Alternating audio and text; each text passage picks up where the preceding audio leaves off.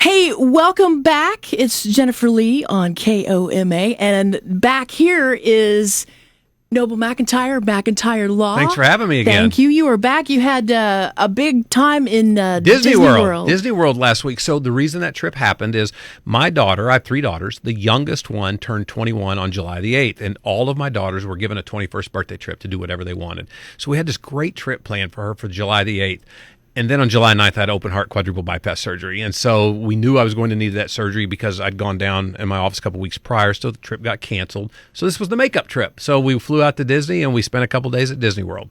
Well, and just in time for Christmas, too. So it's all decorated. They make fake snow. It's pretty amazing. There were so many people out there. It was packed. And, of course, the weather's much nicer out there. It's not very cold. So we had a great time. I did a lot of people watching. But There's some interesting people. I look at some people and I think, did you really stand in front of your closet today and think, this is what I'm going to wear in public today? And I saw a lot of that. And the other thing I wasn't really prepared for is so many adults that live in this fantasy alternative reality where they come dressed up like from 1950 movies character or from a movie character from Disney. And it's so many people in this full dress up. And that's just crazy. I don't own any clothes like that, but people really seem to enjoy it.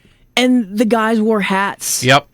My grandpa had all kinds of stylish hats back in the 50s. Oh, speaking of relatives, you were telling me something a moment ago about one of your relatives. That's right. If you want to go out for Christmas and see some lights, the Festival of Lights in Chickasha has been there for, 30 years almost. My aunt actually did the original jingle.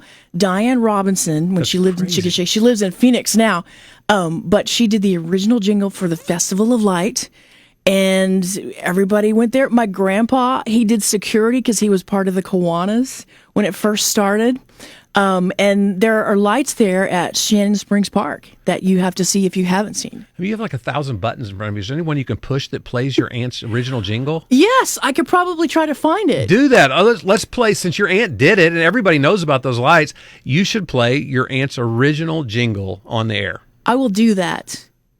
Well, It's so fun to kind of go out with your family and see Christmas lights and things like that. And, of course, we are talking about an awesome 80s weekend. Right.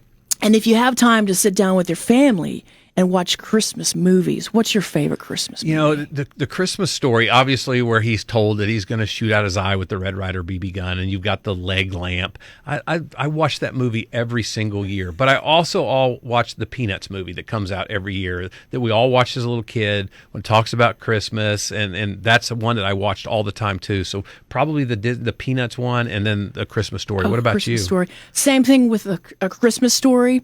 And kind of interesting, another Chickasha tie with that, the guy that came up with the leg lamp came from Chickasha. In fact, the world's biggest leg lamp is right there in downtown Chickasha that you can see before you go to the Festival of Lights. That's the leg lamp from the Christmas Story came from Oklahoma. Yes. Did you know Oklahoma had the first shopping cart? Oklahoma created the parking meter. So Oklahoma's done a lot of stuff first. And I guess leg lamp we're going to throw right into that category. Yes, and you have to see it. There's a ton of pictures of me that are in front of this leg lamp, but you have to see it. Well, the rumor was that leg lamp was based on your aunt's leg, Yes. who did the original jingle. Yes, she was very stylish. She was very hot and happening. Perfect. So when you're at Christmas and you're having your family gathering, a lot of times there's some fights in the family about who's going to get what whenever that time comes. So I'm thinking, how old should you be when you start doing your will? You know, anytime, I would say it's not really age-based. It's where you are in your status in life. If you're single, it doesn't really matter. I mean, yes, you can do a will and you want it to go to your family and things like that, but it's not as important as if you have a family with children, because what you want to be able to do is control and dictate where your assets go if something happens to you.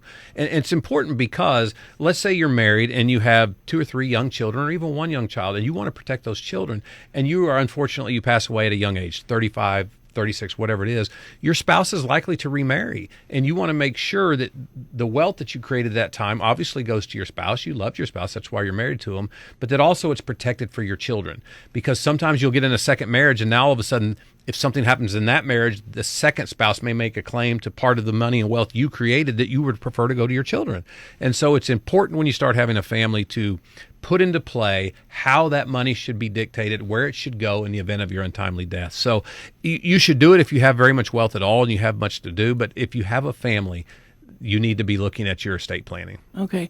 And the whole time that I was growing up, and when my brother obviously was with us too, but my parents didn't even have any kind of will or anything the whole time we were growing up. I can't even believe that they didn't. But there's a lot of people that do that. And shockingly, there are a lot of attorneys who do wills and estates for people that don't even have their own will or their own estate. They take care of their clients, but they don't think about themselves. And the truth of the matter is, what I do for a living is personal injury trial work. And I do catastrophic injury and death cases. And I work on cases all the time for somebody that walked out of their house and said goodbye to their family that day and had no idea this was their last day on earth. And you never know when that's going to be for you. So you need to prepare in advance. So if you're out there listening and you don't have a simple will or an estate and plan and you've got some assets and you've got some family, don't wait, because you don't know when your last day is going to be. Yeah, get prepared. That's all you can do. Get prepared. All right. Thanks, Noble McIntyre from McIntyre Law. Always a pleasure. Thanks for having me. Thank you. And we'll play an 80s Christmas song for you.